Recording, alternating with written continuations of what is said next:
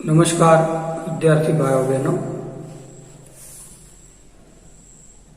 ધોરણ 9માં સામાજિક વિજ્ઞાનની અંદર ઘણા બધા પ્રકરણોની વાત આપણે કરી અને એ પ્રકરણોમાં જુદા જુદા પાસાઓનો અભ્યાસ એ કર્યો. આજે આપણે સામાજિક વિજ્ઞાનમાં નવું પ્રકરણ એ શરૂ કરીએ. પ્રકરણ ચોથું. પ્રકરણનું નામ છે ભારતની રાષ્ટ્રીય ચળવળો. ભારતની રાષ્ટ્રીય ચળવળનો જે ઇતિહાસ છે એ ઇતિહાસ ખૂબ જ આગવો છે અને રાષ્ટ્રીય ચળવળનો દોર ભારતમાં બ્રિટિશ સત્તાના ઉદય પછીના ગાળામાં એ શરૂ થયો. પ્રાચીન કાળમાં ભારત એ ખૂબ જ સદ્ધર દેશ હતો. આર્થિક અને વ્યાપારિક દ્રષ્ટિએ ભારત મહત્વનું એ રાષ્ટ્ર હતું અને સમગ્ર વિશ્વમાં ભારતના મરી મસાલા, તેજાના કાપડ, અનેક પ્રકારની વસ્તુઓ, આ બધાની નિકાસ એ થતી અને વિશ્વના દેશો સાથે વ્યાપારિક રીતે ભારત સંકળાયેલું હતું અને એના કારણે ભારતમાં વિશ્વના દેશો અને એના લોકો વ્યાપાર કરવા માટે આકર્ષાયા અને એ રીતે આધુનિક સમયમાં કોઈને કોઈ રીતે વિદેશી પ્રજા ભારતમાં આવવા લાગી. પોર્ટુગીઝોએ ભારતમાં પોતાના વ્યાપારી મથકો સ્થાપ્યા. પછી ડેનિશ આવ્યા અને અંગ્રેજો આવ્યા, ફ્રેન્ચો આવ્યા. આ બધામાં અંગ્રેજો જે છે એ ભારતમાં લાંબો ગાળો વ્યાપાર તરીકે પ્રસ્થાપિત વ્યાપારી તરીકે રહ્યા અને અંગ્રેજોએ પોતાની વ્યાપારી નીતિને આગળ વધારીને ભારતમાં સત્તાધીશ બનવાની પ્રક્રિયા શરૂ કરી. અંગ્રેજોએ ભારતમાં વ્યાપાર શરૂ કર્યા પછી એને એવું લાગ્યું કે ભારતમાં આપણે સત્તાધીશ પણ બની શકીએ છીએ. ભારતની જે આંતરિક પરિસ્થિતિ હતી અને આંતરિક પ્રશ્નો હતા, અનેક રાજા રજવાડાઓ અને એના આંતરિક યુદ્ધોને કારણે અંગ્રેજોએ પોતે સત્તાધીશ બનવાની પ્રક્રિયા એ શરૂ કરી અને બંગાળ, બિહાર અને ઓરિસ્સાની દીવાની સત્તા અંગ્રેજોને પ્રાપ્ત થતા અંગ્રેજોએ પોતાની સત્તા સ્થાપી અને એ રીતે વ્યાપારીઓ શાસકો બની ગયા. અંગ્રેજોએ પુષ્કળ પ્રમાણમાં ભારતમાં આર્થિક ક્ષેત્ર વ્યાપ્ત કર્યું અને એ રીતે ભારતમાંથી પુષ્કળ પ્રમાણમાં અર્થ ઇંગ્લેન્ડ તરફ જવા લાગ્યો અને ભારતના ભોગે ઇંગ્લેન્ડનો વિકાસ એ થવા લાગ્યો. એની પહેલાના ગાળામાં પણ અંગ્રેજોએ ભારતને કોઈને કોઈ રીતે એ શોષણ કર્યું હતું અને આ શોષણનો ભોગ અનેક લોકો, રાજા રજવાડાઓ પણ બન્યા. આમ પ્રજા પણ એનો ભોગ બની અને એ બધામાંથી ભારતની રાષ્ટ્રીય ચળવળ, સ્વાતંત્ર્ય ચળવળનો ઉદય એ થયો અને અંગ્રેજ તરફની નીતિ એ ધીમે ધીમે વધારે વિકટ એ બનવા લાગી. અંગ્રેજો સામે ભારતમાં રાષ્ટ્રીય ચળવળો ઊભી થઈ અને એ ચળવળોને અંતે 1947માં ભારતે આઝાદી પ્રાપ્ત કરી અને 200 વર્ષ જેટલા લાંબા ઇતિહાસમાં અંગ્રેજોએ ભારત છોડીને જવું પડ્યું. પણ આ આઝાદી પહેલાના ગાળામાં અનેક લોકોએ અનેક યુવાનોએ ભારતને આઝાદી અપાવવા માટે પ્રયત્નો કર્યા, પોતાના પ્રાણની આહુતિ આપી. અનેક રાષ્ટ્રીય નેતાઓ અને સ્વાતંત્ર્ય સેનાનીઓએ પોતાના બલિદાનો આપ્યા. એ ભારતની રાષ્ટ્રીય ચળવળની વાત આપણે આ પ્રકરણની અંદર કરવાના છીએ. એમાં પ્રસ્તાવના: ભારતના વસવાટ દરમિયાન બ્રિટિશરો ભારતની રાજકીય પરિસ્થિતિથી પરિચિત થયા. ભારતની રાજકીય ખટપટો અને આંતરિક નબળાઈઓનો લાભ ઉઠાવી બ્રિટિશ ઈસ્ટ ઇન્ડિયા કંપનીએ ઈસવીસન 1757માં બંગાળમાં પગપાસારો કરી ઈસવીસન 1857ના સંગ્રામ સુધીના 100 વર્ષના શાસનકાળ દરમિયાન ભારત પર પોતાનું આધિપત્ય જમાવી દીધું. અંગ્રેજો મૂળ રીતે વેપાર કરવા આવ્યા હતા, પણ ભારતની આંતરિક જે રાજકીય ખટપટો હતી, આંતરિક જે ઝઘડાઓ હતા અને અંદરો અંદરના જે યુદ્ધો હતા, એ બધા જ યુદ્ધોનો લાભ લઈને અંગ્રેજોને એવું લાગ્યું કે આપણે અહીંયા શાસન કરી શકીએ. અને એ રીતે અંગ્રેજોએ બંગાળથી પોતાના શાસનની શરૂઆત કરી. 1757થી લઈ અને 1857 સુધીના 100 વર્ષના ગાળામાં અંગ્રેજોએ ભારતના અનેક વિસ્તારો ઉપર પોતાનું સંપૂર્ણ આધિપત્ય જમાવી દીધું અને વેપારીઓ જે છે એ હવે શાસકો બની ગયા હતા. અંગ્રેજોએ પોતાનું આધિપત્ય જળવાઈ રહે તે માટે દેશમાં મજબૂત વહીવટી માળખાનો ધીરે ધીરે વિકાસ કર્યો. અંગ્રેજોએ સ્થાપેલા વહીવટી માળખા દ્વારા દેશમાં સમાન કાયદા, સમાન વહીવટ અને બ્રિટિશ પ્રણાલિકા અનુસારનું ન્યાયતંત્ર અમલમાં આવ્યું. એ રીતે ભારતનું જે વિભાજન છે જુદા જુદા નાના નાના રાજા રજવાડાઓ અને સ્વતંત્ર વિસ્તારોમાં હતું. અંગ્રેજોએ પોતાના આર્થિક લાભો માટે અને વહીવટ ચલાવવા માટે ભારતમાં વહીવટી માળખું ઊભું કર્યું અને એ વહીવટી માળખા દ્વારા અંગ્રેજોએ પોતાની સત્તાનો વ્યાપ કર્યો અને એ બધા દ્વારા અંગ્રેજોએ કાયદા, વહીવટ અને ન્યાયતંત્રની પ્રણાલી દાખલ કરી અને એ રીતે પોતાના લાભ માટે અંગ્રેજોએ ભારતમાં કેટલાક સુધારાઓ દાખલ કર્યા. અંગ્રેજોએ પુષ્કળ પ્રમાણમાં એ ભારતનું આર્થિક અને શોષણ કર્યું. આમ છતાં પણ એમના કેટલાક સુધારાઓથી ભારતને લાંબા ગાળે કેટલો ફાયદો એ થયો અને એ રીતે આ બધા સુધારાઓથી ભારતની જે પ્રાચીન પરંપરા, રૂઢિ, માન્યતાઓ, કુરિવાજો જે હતા એમાં સુધારો આવ્યો. આમ છતાં ભારતમાં રહેનારા અંગ્રેજોએ ઇંગ્લેન્ડને વધુ લાભ થાય તેવા કાયદા અને વહીવટની સ્થાપના કરી. અંગ્રેજોએ ભારતના ભોગે ઇંગ્લેન્ડને સમૃદ્ધ બનાવી ભારતનું વધુ આર્થિક શોષણ કર્યું.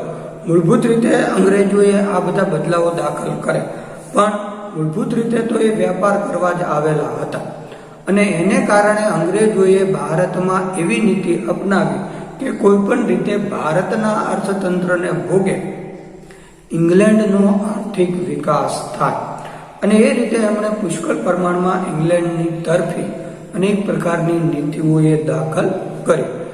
ઇંગ્લેન્ડ તરફ વધારે ને વધારે ભારતનું આર્થિક જે નાણું છે, આર્થિક જે ધન છે એ જવા લાગ્યું અને ભારતના ભોગે ઇંગ્લેન્ડનો વિકાસ એ થવા લાગ્યો. એ રીતે ઇંગ્લેન્ડની સમૃદ્ધિમાં વધારો થયો તો સામે પક્ષે ભારત છે એ વધારે કંગાળ થવા લાગ્યું અને એ રીતે ભારતનું આર્થિક શોષણ અંગ્રેજોએ કર્યું. એના પછીનો મુદ્દો છે 1857નો સંગ્રામ.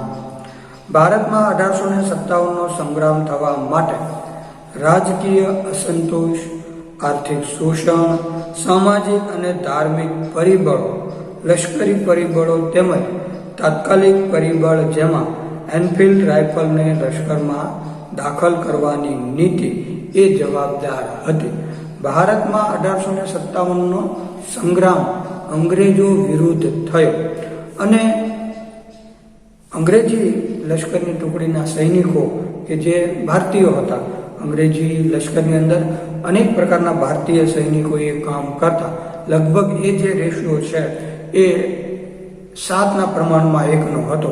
એટલે કે એક અંગ્રેજ અધિકારીએ 7 ભારતીય સૈનિકો એ હતા ને એ રીતે એના પગાર ભથ્થામાં એમાં પણ તફાવત હતો. અંગ્રેજોએ જુદી જુદી રીતે ભારતની અનેક સામાજિક પરિસ્થિતિઓમાં દખલગીરી શરૂ કરી હતી. આર્થિક શોષણ તો હતું જ, એની સાથે સાથે કેટલાક સામાજિક સુધારા, ધર્મની બાબતો, ધર્મ પરિવર્તન, ભારતના જુદા જુદા રિવાજો ઉપર પ્રતિબંધ, દાખલા તરીકે સતી પ્રથા છે, દૂધ પીતી કરવાનો રિવાજ છે, બાળ લગ્ન છે. આવા બધા જ કારણોને કારણે ભારતીયોની જે ધાર્મિક માન્યતાઓ હતી એ દુભાણી અને એના કારણે ધાર્મિક અસંતોષ ઊભો થયો. રાજકીય અસંતોષ પણ કોઈ પણ પ્રકારે ભારતીયોને રાજકીય તંત્રમાં એ કોઈ પણ રીતનું સ્થાન એ હતું નહીં. અંગ્રેજોની વહીવટમાં ભારતીયો ગમે એટલા આવડતવાળા હોય તો પણ એ એક હોદ્દાથી વધારે આગળ એ વધી શકતા નહીં અને એ રીતે લશ્કરના પગારમાં પણ અનેક તફાવતો હતા.